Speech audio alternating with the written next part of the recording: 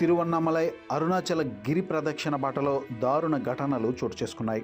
రెండు వేరువేరు ఘటనల్లో ఇద్దరు మహిళలపై దుండగులు సామూహిక అత్యాచారానికి పాల్పడ్డారు. తమిళనాడులోని ధర్మపురి జిల్లాకు చెందిన ఒక వివాహిత తన స్నేహితులతో కలిసి తిరువన్నామలై పౌర్ణమి గిరి ప్రదర్శనకు మే 30న వచ్చారు. అనంతరం చెంగం మీదుగా ద్విచక్ర వాహనంపై ధర్మపురికి తిరిగి వెళ్తున్నారు. మార్గ మధ్యలో తిరువన్నామలై సమీపంలో పెరియ కొలపొడి గ్రామంలోని ఆమె ఒక ఫ్రెండ్తో మాట్లాడుతున్నారు. ఆ సమయంలో మహిళ వద్దకు వచ్చిన కొందరు గుర్తు తెలియని వ్యక్తులు ఆమెను కత్తి, ఇతర ఆయుధాలతో బెదిరించి అడవిలోకి తీసుకువెళ్లి లైంగిక దాడికి పాల్పడ్డారు. వారు ఆ మహిళ బట్టలు కూడా విప్పేసి నగ్నంగా ఉన్న సమయంలో ఫోటోలు తీశారు. ఆమె మెడలో ఉన్న 2 బంగారు గొలుసులను లాక్కుని వదిలిపెట్టారు. ఈ ఘటన తర్వాత మే 31వ తేదీన ఆ మహిళ ఇంటికి చేరుకుంది. ఆ తర్వాత కూడా నిందితులు ఆమెను వేధించడం కొనసాగించారు. ఆ మహిళకు ఫోన్ చేసిన నిందితులు ₹1,00,000 కావాలని డిమాండ్ చేశారు. తాము అడిగిన డబ్బులు ఇవ్వకపోతే ఆమె నగ్న ఫోటోలను సోషల్ మీడియాలో పోస్టు చేస్తామని బెదిరించారు. అయితే నిందితుల బెదిరింపులకు భయపడిన ఆ మహిళ కొంత మొత్తం వారికి గూగుల్ పే ద్వారా పంపించింది.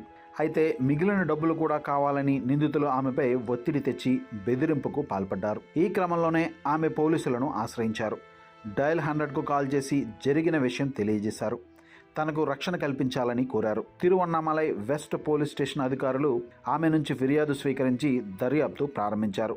మరో ఘటనలో తిరువన్నామలై మున్సిపాలిటీ ప్రాంతానికి చెందిన 23 ఏళ్ల యువతి 31వ తేదీ రాత్రి గిరి ప్రదక్షిణ ప్రారంభించారు. అయితే గిరి ప్రదక్షిణ చేస్తుండగా అడి అన్నామలై వద్దకు చేరుకునేసరికి కాళ్ల నొప్పులు రావడంతో ఆమె నడవలేకపోయారు. అందువల్ల ఆమె తన స్నేహితుడికి ఫోన్ చేసి తనను తీసుకుని ఇంటి దగ్గర దింపమని కోరారు. దీంతో ఆమె స్నేహితుడు అక్కడికి చేరుకున్నాడు.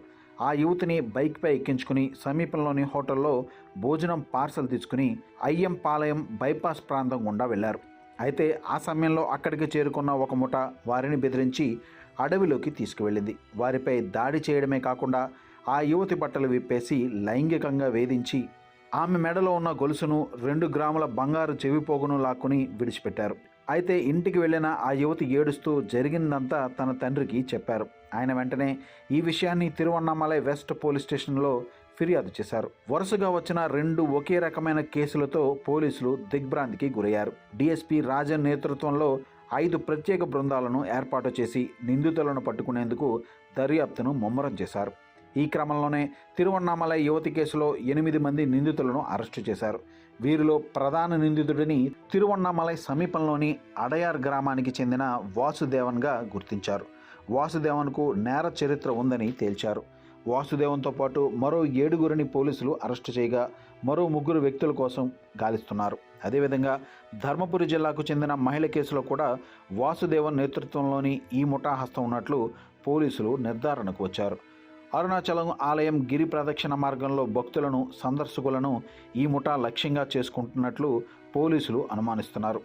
ఇక అరువన్నామలై వంటి ప్రముఖ పుణ్యక్షేత్రంలో ఇటువంటి ఘటనలు జరగడం పట్ల బీజేపీ రాష్ట్ర అధ్యక్షుడు నైనార్ నాగేంద్రన్ ఆందోళన వ్యక్తం చేశారు.